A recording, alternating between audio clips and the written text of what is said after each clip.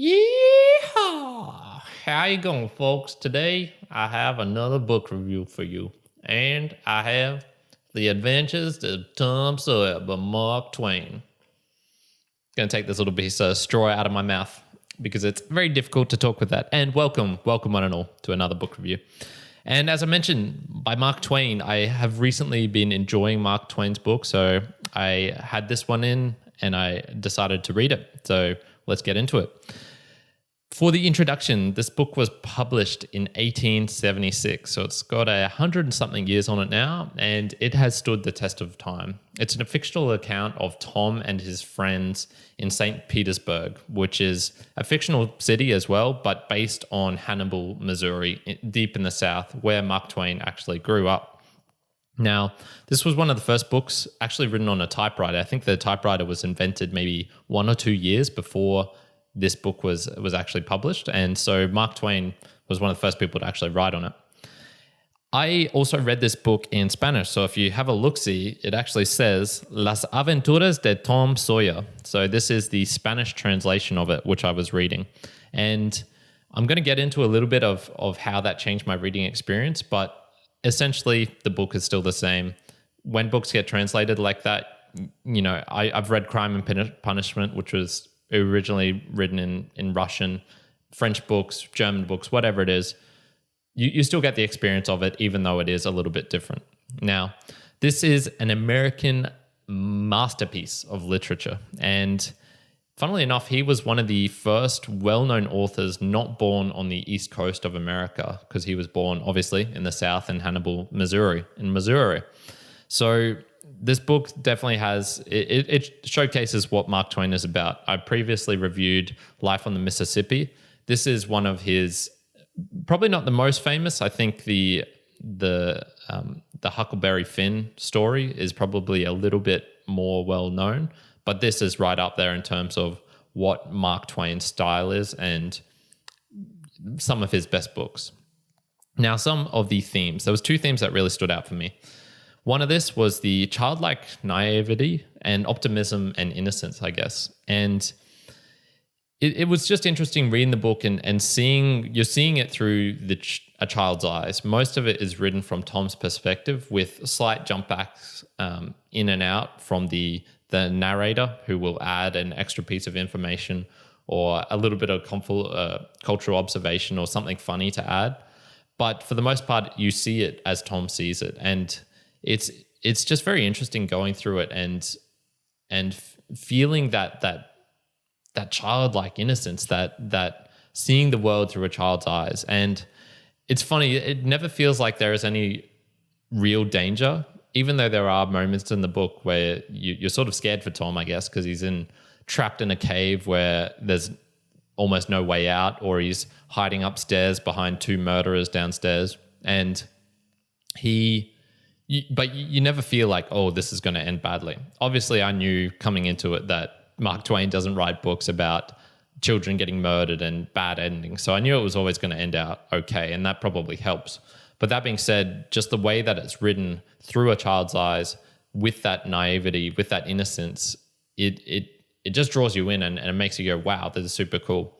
Now, there was a question that came from that, which is a childlike mind possible without neglecting the serious stuff in life? You'll hear lots of people saying, oh, that childlike mind, I want to, the shit thing about adults, the shit thing about the world is we don't have that childlike curiosity. We don't have that joyfulness, that playfulness. And while that is true, there's probably reasons for that. And that's probably is you can't have that childlike sort of personality and the serious, I need to pay my bills, my family's getting sick, I need to take responsibility for what's happening to me, my environment, my friends, the world. So I think there is, some sort of nostalgia for being a child, which granted, I totally understand. And if you can get those moments in your life where you find something, a pursuit, a hobby, where you can just enjoy it with the joy of a child without the judgments of what you think other people will think of it, and getting into your own head like that, the capacity to almost not reflect, to have a lack of introspection, go ahead, do it. But I would say that in general, if you were trying to capture it for the whole of your life, it's probably not what you want. So it always seems to be that maybe that childlike thing is maybe something you can develop, but it needs to be something that should be turned off and on, because trying to keep it on the whole time, that curiosity, behaving like a child the whole time, you're just not going to be able to live in the world. The other theme that really stood out to me was superstitions, and I'm going to say simple-mindedness. Now, I'll start with the superstitions. Are they caused by ignorance, low IQ, or is it something like high-level pattern recognition? We can see in the book that Aunt Polly, for example, is very, very superstitious of. She buys all the quack remedies. She'll cross herself every time she goes to church, and the kids as well, Tom and his friends, they have these superstitions of, if you touch the wood 3 times at midnight with a dead cat in the cemetery, you turn around, you walk 12 steps and come back, then that's when the ghost will appear, or you'll find where the witches have hidden their stolen treasures and things like that. So it's really funny just seeing these little moments chucked in there, but it's not just the silly people, it's the serious people as well. And it got me thinking, is this stupid? Is this straight stupidity, or is it something a little bit different? And the way I'm going to link this is, I recently went to the casino with my dad, and he was telling me how every now and then, like, he'll see some people doing some very strange things, especially at the pokie machines, where they'll get like a feature, and so all the things will start to come down. The lights are going. There's noises. There's bright colors. There's wow. And he'll see the people, touching the screens, trying to bring forth the good luck, or rubbing the side, or scratching their nose, turning around, standing up, jumping, doing some sort of movement, some sort of superstitious thing to create luck, to create a good outcome. And we were just discussing this, and it was sort of like, okay, is this stupidity, or is this actually, you can actually have a high level pattern recognition, and if you do something 3 or 4 times and good things occur from that, I think it's just totally natural for the human brain to go, okay, this is what, that cause and effect. It's actually a very rational way of thinking.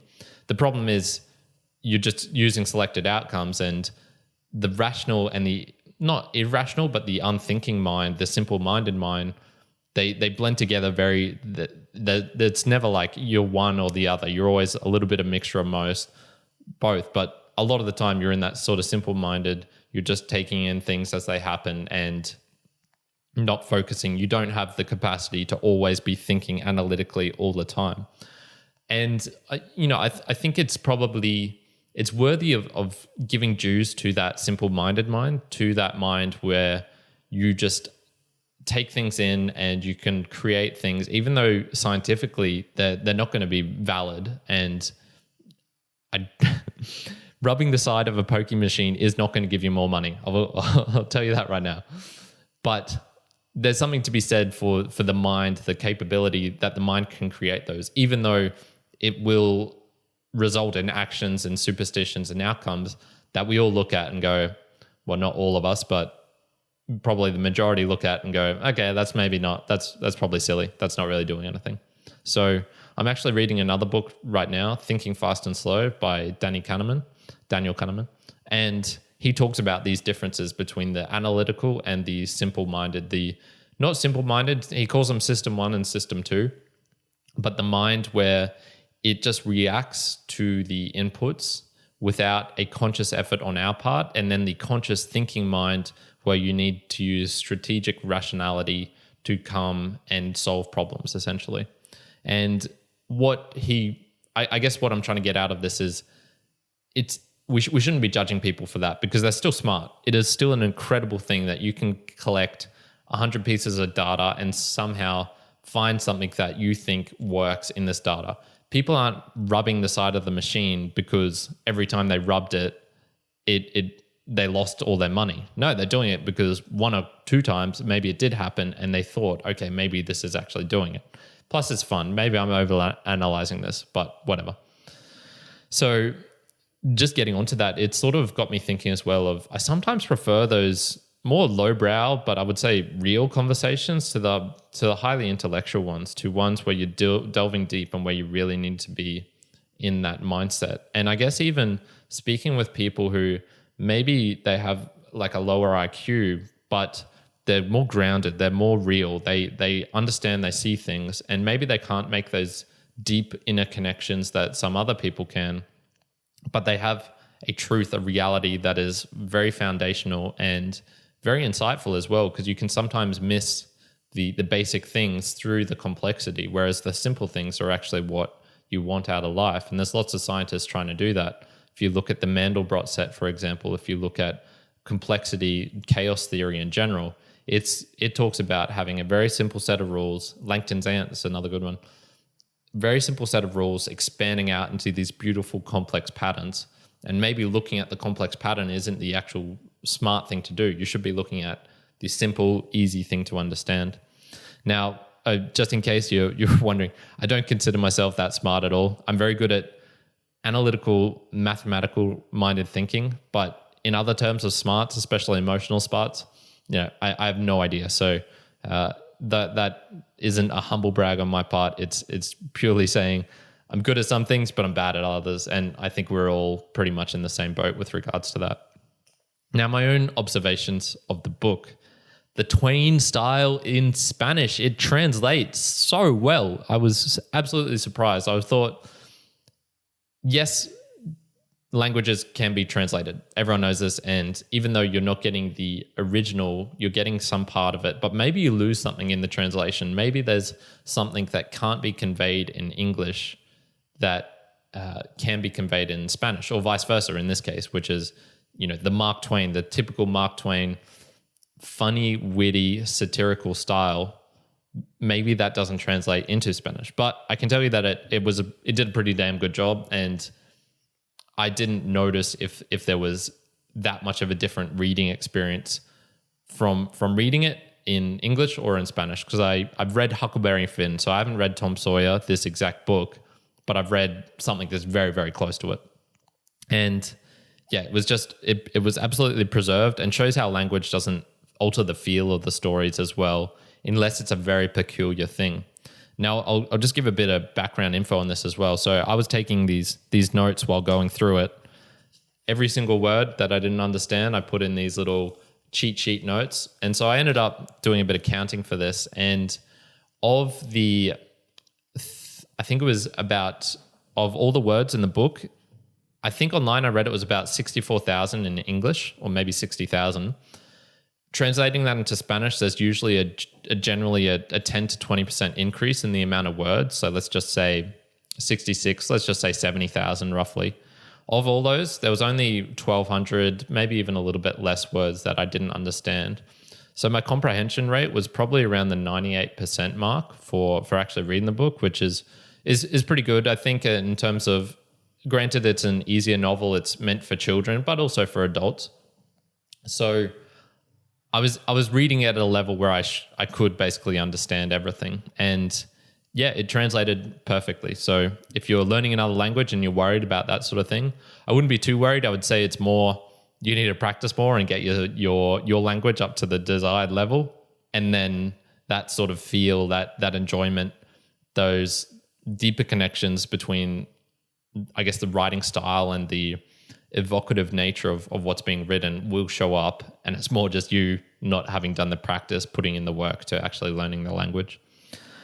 It's amazing storytelling as well. And however he does it, I'm not a writer, so I can't say how he's done it, but he has captured iconic characters and scenes which have lasted for, we're getting close to 150 years now for this book.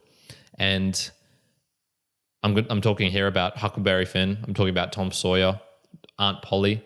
These characters, these people are definite symbols. There's something if you've heard of them. You can imagine what Tom Sawyer is like. You can imagine what that Aunt Polly is like. And even scenes in particular, such as the whitewashing of the fence. If you said, okay, there's a kid whitewashing a fence or painting a fence, you're probably going to think of Tom Sawyer and his adventures where he tricked his friends into painting it for him while he's eating an apple and taking all of their little toys. Like, he convinced them that painting a fence is actually the funnest thing in the world. Sailing down the Mississippi on a raft, pretending to be pirates as well. Iconic scenes that he has just captured, and they're cemented, and you'll see them in pop culture still today, nowadays. The Simpsons, for example, I remember seeing some of these scenes in there. So very, very iconic. The deeper I learn of the man, Mark Twain, as well, the more impressive he becomes. And yeah, I'm absolutely loving him as a person, but not everything about him, because he, very much like my other sort of role model, my hero, George Orwell, he has some parts of his personality, of his character that were pretty poor. For example, for Mark Twain, he couldn't manage his money. Everything he did, he sort of just lost it, and Lord knows where it went, but it went somewhere, even though he was one of the best-selling authors of his time.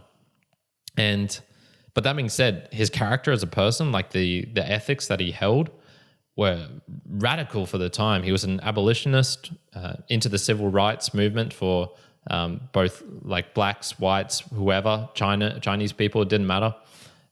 He was anti-imperialist, and most of all, he was a doer. He went and did things. He was a cub pilot on the Mississippi. He went to the gold rushes, the gold mines, and tried it out. He wrote books. He was a journalist. He went to different places across the seas. I just love that spirit of him. Very similar to George Orwell. That's what draws me in. He was a doer. He went and did things.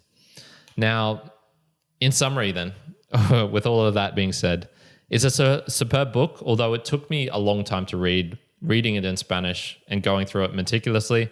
So my reading experience was probably a little bit dampened by that. But even that being said, I'm giving it a solid 7.5 out of 10. Would have probably been more if I had read it properly. So that's The Adventures of Tom Sawyer, Las Aventuras de Tom Sawyer in Spanish. And what's something pragmatic I'm going to take from this? I want to be a doer. But that being said, not to take myself too seriously. That is why I do the book reviews with the funny hats and silly intros and things like that. I like talking about serious topics, but in a silly way as well, or doing something a little bit silly with it. And not taking myself too seriously, because if you do that, it sort of takes the joys out of life. And that's getting onto one of the themes, that childlike naivety, optimism, the innocence. There's no reason I have to be serious all the time. Why can't I wear a silly hat and talk about serious things? So that's it. That's my pragmatic outcome. And that was the book, The Adventures of Tom Sawyer. I hope you enjoyed. Karen out.